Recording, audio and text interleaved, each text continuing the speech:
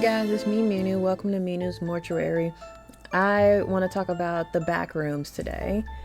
Now, I watched this movie less than 48 hours ago, and I can't remember the characters' names. And don't worry, I'm going to look up the characters' names and I'm going to give you the backstory, but I just wanted to say that from the beginning. I can't remember their names, and that is going to be one of the points that I'm going to make about this. Now, if you're not familiar with Kane Parsons' Backrooms series, I highly recommend going to his YouTube channel and watching it.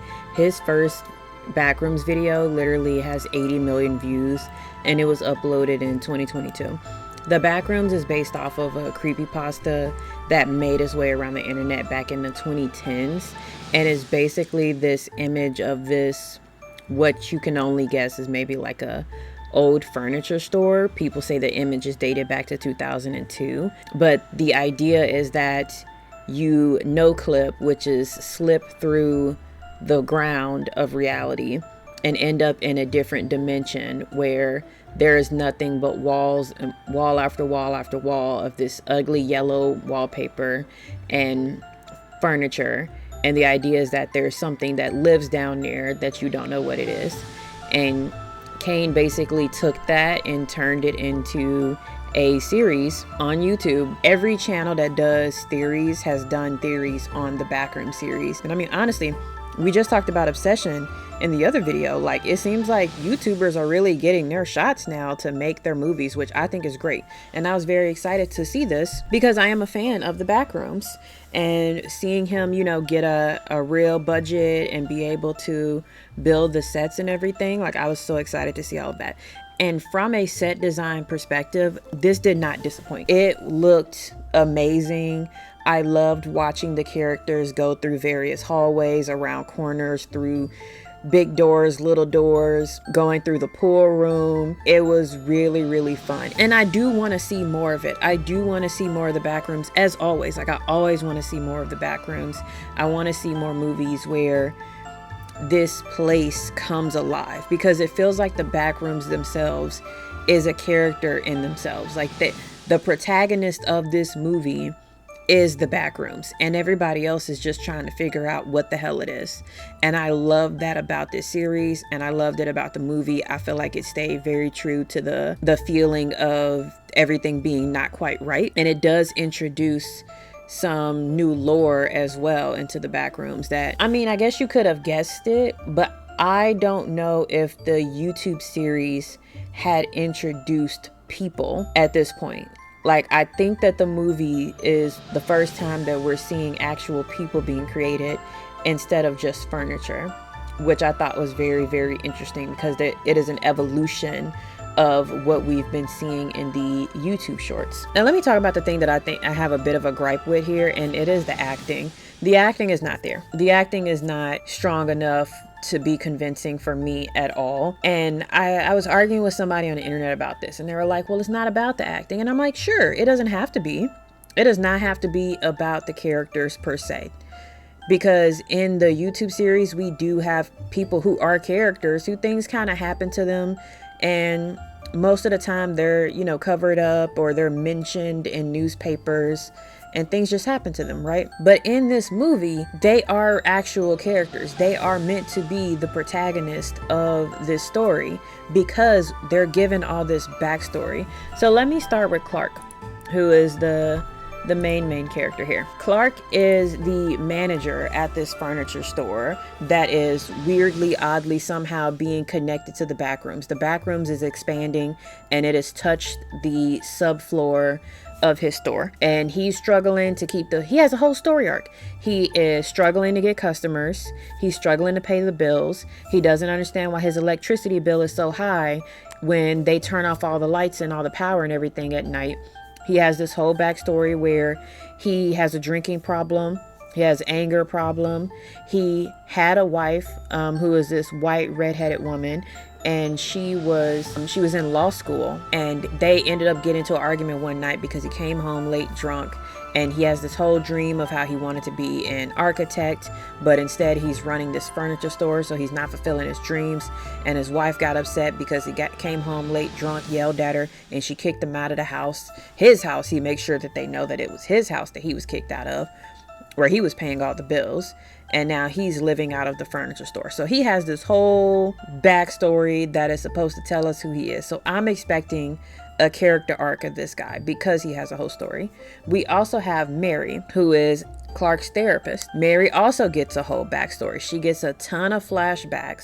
So while we get Clark telling us what his backstory is, we get to see Mary's backstory, which is a lot of flashbacks of her being a child and her mom being mentally ill, locking her away in the house, and then her being an adult and her childhood home being demolished for whatever reason.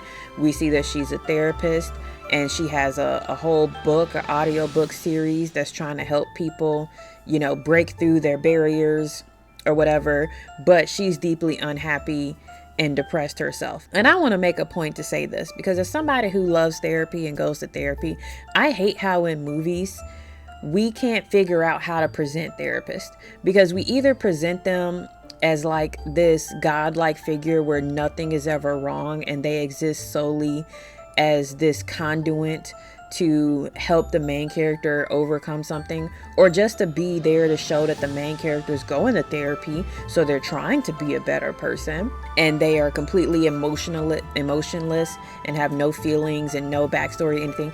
Or we present them in the way that we presented Mary in this one, where she has no business being a therapist because she's not only flawed but deeply depressed herself, and the book that she made is just bullshit that she was talking, and she's trying to sell it to make money, and she really cannot actually help Clark with his actual issues. She just talks to him in a soft voice, and she's completely ineffective at helping him with the stuff that he's trying to get through. Why is it always so extreme with therapists? Like, therapists can be, normal humans who are flawed themselves, but they are also like trained professionals. They went to school. They know how to help people.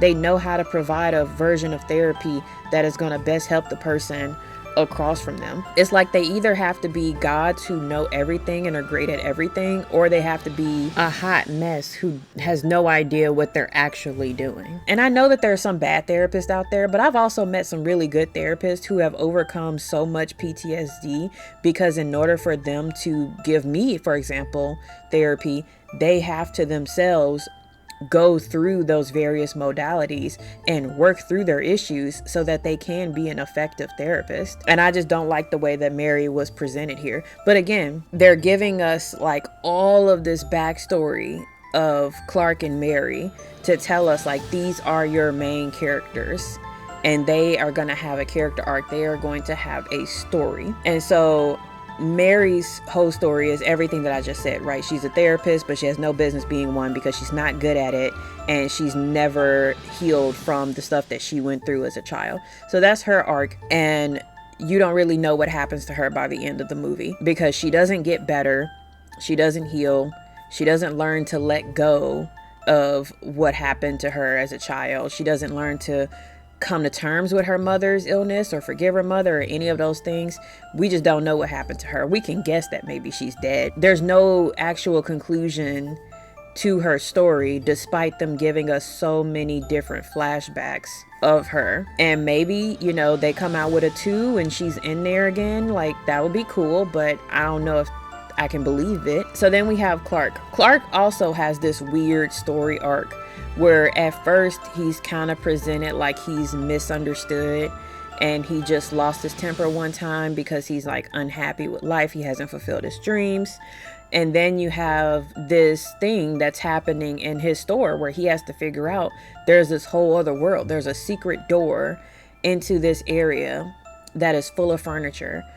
and he's trying to figure out what's going on there. And he's wandering around, he's getting lost, he's coming back, and then he goes to the two people that work with him, Kat and Bobby. He goes to Kat and Bobby to help him map out more of the back rooms, because they have a camera, because it's the 1990s. Forgot to mention that. It's the 90s, and the kids got cameras. So while he has them going through, they end up getting attacked by a monster that is in the back rooms, and they both end up dying. And we're left to think that Clark dies at first, but then later on, when Mary goes looking for him, because he leaves her a weird ass message saying that he's never coming back, and she's like, oh my God, I gotta go check on him, he might be about to off himself.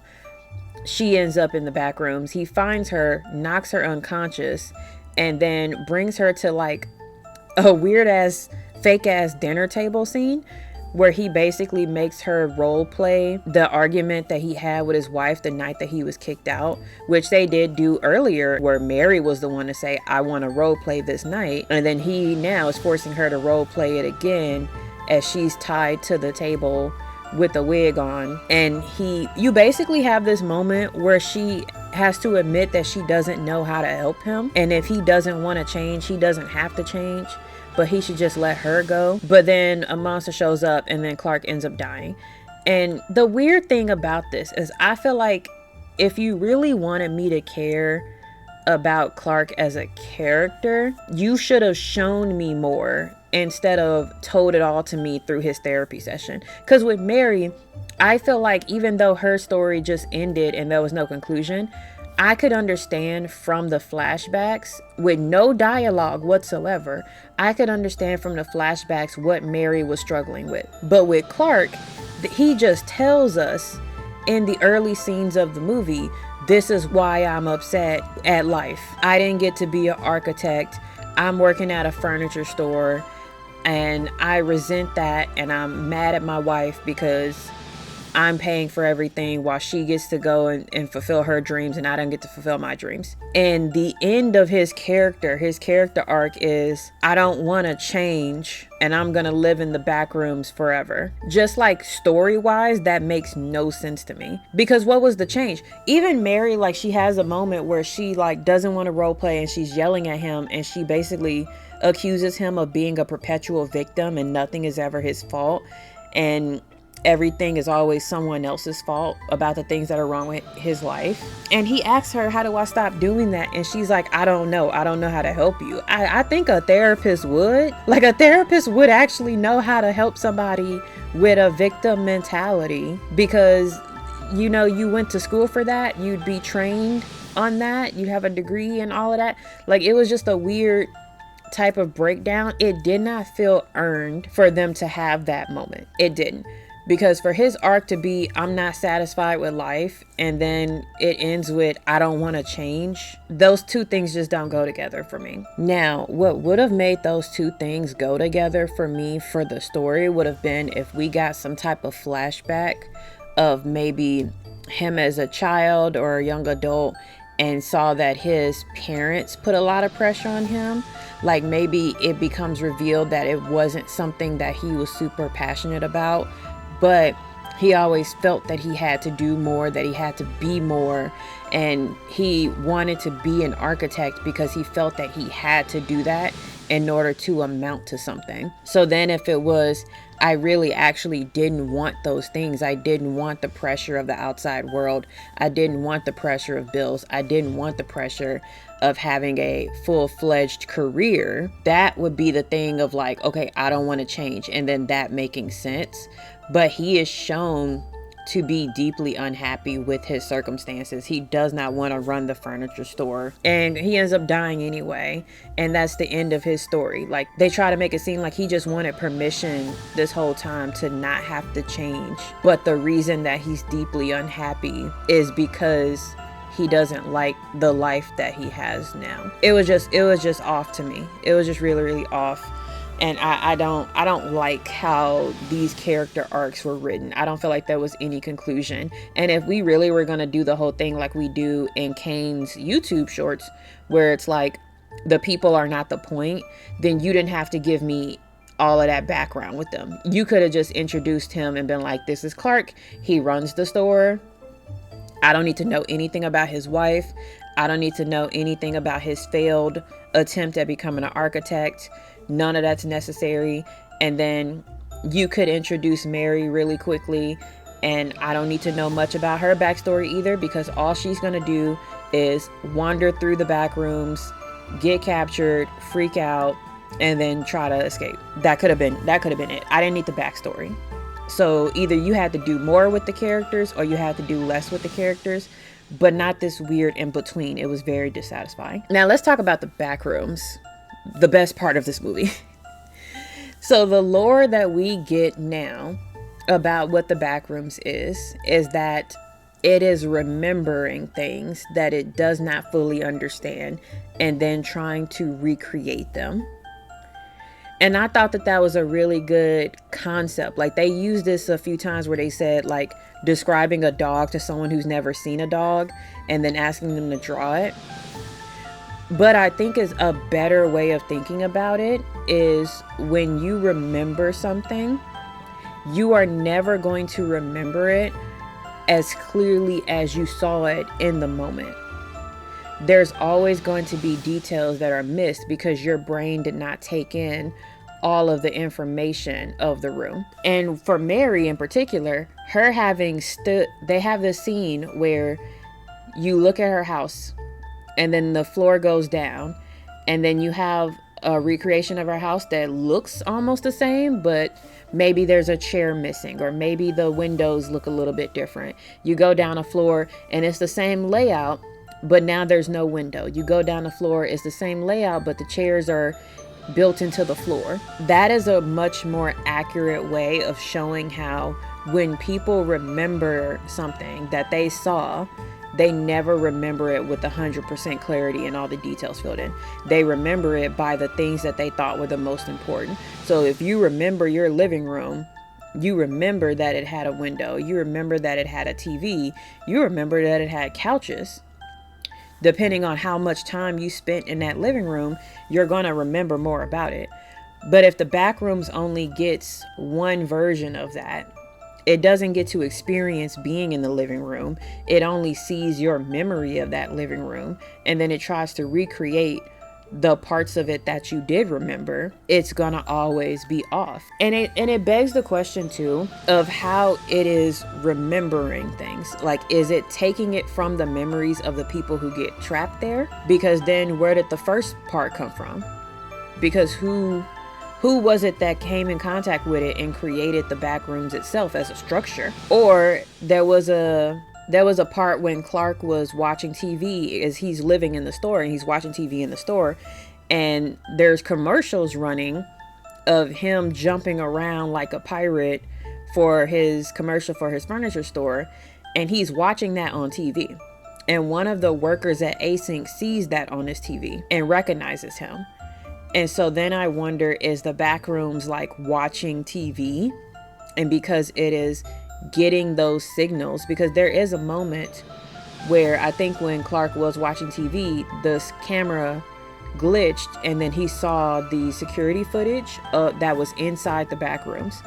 So I wonder if it is watching TV and it is trying to recreate the things that it is seeing pass by in like these quick blips. Like, it sees a room, it sees furniture, it sees a commercial, and then it tries to go and recreate that, even though it didn't have a lot of time to really take in all the details of what it was looking at. And as it expands, as it comes closer to touching other things, then it starts to recreate some of the things that it is rubbing up against. Like, we see in the beginning, somebody is walking around and they see the signs like "no credit needed" hanging out of the ceiling, and you realize because the entrance of the back room is now brushed up against the furniture store, that it is taking in, oh, there's a sign that says "no credit needed," and it takes that sign in, but the sign is reversed, and it keeps expanding and it keeps growing. And then for the monster, so when we see the monster in the YouTube shorts, it's very blurry, it's very like wiry, scraggly, you know, it doesn't necessarily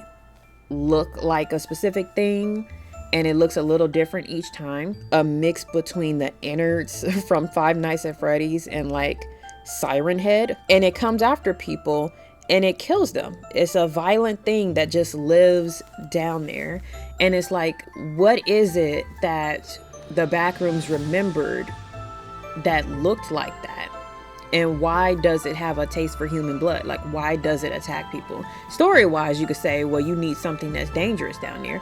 But why would you have something that goes around attacking people and kind of sort of eating them, but not really eating them, dragging their bodies off and doing whatever with it? Because it seems to kind of start to eat people, but it also leaves a lot of pieces of them behind. So maybe it's not like subsisting off of the people that it eats. But the more people that it encounters, the more it starts trying to make people itself and getting the details wrong. Again, like generating more eyes than it should, or more noses than it should, having the general body shape get better and better over time, but still kind of messing up the fine details of the face. And so it begs the question of like, how many people have come down there that it is recreated? And if they die down there, if they're stuck down there, how is it not able to look at them and create something that looks exactly like them? I don't know. But the monster in this one is actually Clark, but is a copy of the pirate costume, the pirate persona that Clark uses to advertise his store. So again, coming back to did the Backrooms see it on TV? Did it see it because it could just see him upstairs when he was actually doing it? It seems to think that he had an actual peg leg, so maybe it saw it on TV and thought that it looked realistic. And it recreated it as a giant pirate man. And this giant pirate can't speak. It just like moans and groans, but it actually attacks people. And somehow, some way, when Clark connected with it, Clark said, like, this is just me. It's me. He saw that monster that had a cartoony version of its face. He saw that as him. And he was able to get along with it enough for it to not kill him, even though it killed other people. Now, eventually later it does kill him. But what I'm saying is he survived in the Backrooms by the fact that it did not kill him for some reason. And I would like to know more of what the fuck was up with that and why it didn't kill him before, why he was able to escape it and then move around quietly and avoid it. Because the way that he acted when it showed up again was like he was able to calm it down and get it to not kill him. So there's just so many questions there about why it chose to take that form. But I do believe that the giant Captain Clark is the same as the wiry monster that we usually only see in the YouTube short, like really, really quickly or in the background, and never this close, this up close and personal like we see it in this movie. So I'd be very interested to see what the film theorists say about what this means for the monster, because if it was just a mold monster or bacteria, whatever you call it, why is it now able to take the form of a person that it saw? And I would also be interested if it is watching TV and it is like creating things based off commercials and stuff that it's seeing. I would like to see, as the years go on for this series, what more modern things it might pull in based off its access to much more imagery. Because in the 90s, yeah, it's pulling from TV, but what happens when it gets a connection to the internet and it's able to stream things? Does it get better over time at building people? Does it come to a point where you see something down there that looks indistinguishable from other humans, but it's actually made of stuffing like furniture, like the other humanoids that are created down there? Why is it that it can only build objects? Why hasn't it tried to build a dog or a cat? Surely that would be on TV as well. I don't know. These are all just questions. But I still have fun.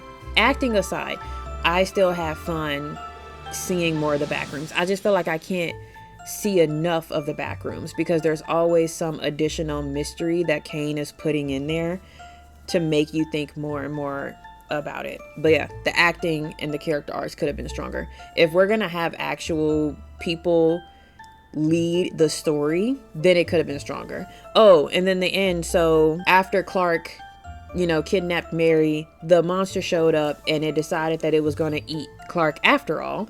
And because it was busy killing him, Mary was able to escape.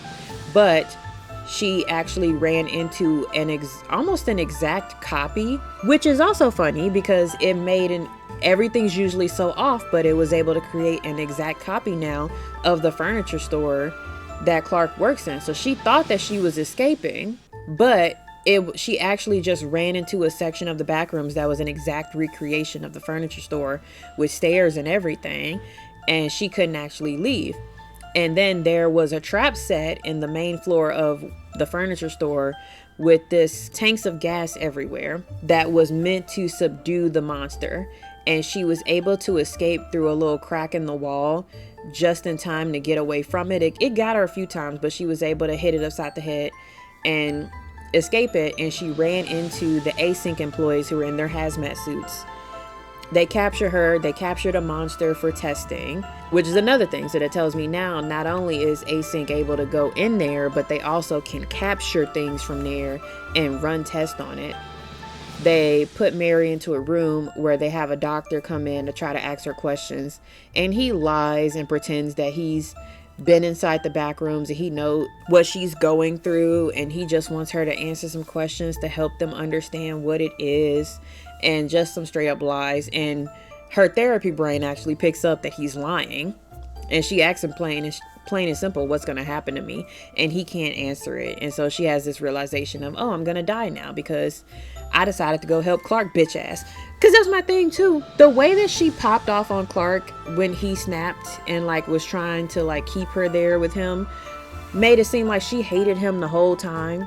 Like she had some anger in her as well, and she was sick of him. And I wish we had seen more of that, because if she was really like, this guy can't change and I don't know how to help him change, why you go looking for him? I would have just called the police and said, I'm his therapist, this is the message he sent me, y'all go figure it out. And I could have been at home healing from my traumas. But no, she had to go get involved, and now she's going to be disappeared, never to be seen again from anybody, because she went down there to help his dumb ass. Now she in that situation.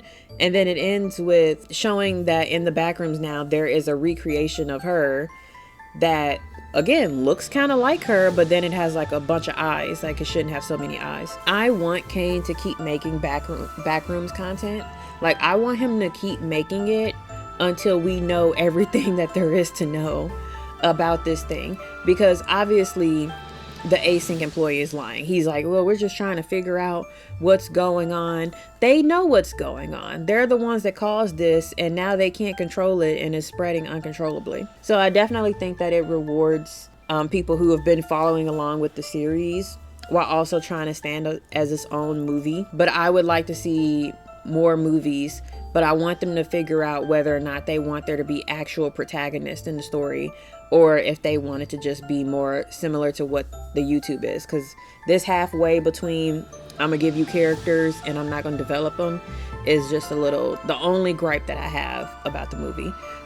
But yeah, I want to see more of it. I want to see more YouTubers get their chance to make movies and put them on the big screen. Hollywood has billions of dollars. They have billions of dollars to throw away on movies. They can throw $1 million, $2 million at a YouTuber who has shown that they can make good content by themselves and see what they can create. I want to see a movie on The Moon Woke Up, because that's one that I've been really interested in lately and I've been following. I want to see that turn into a Hollywood movie, because that is also a really fun series to follow that has its own world building and has been growing consistently over every single episode that's come out. I want to see that be on a big screen. But anyway, y'all tell me what you thought about the Backrooms in the comments below. Did you love it? Did you hate it? Was it doing too much? Was it not doing enough? How did you feel about the characters? Is there something that I'm forgetting to mention that was in the movie? Is there something I'm forgetting to mention that was in the lore of the YouTube channel? Y'all let me know, and I will see you in the next video. Bye.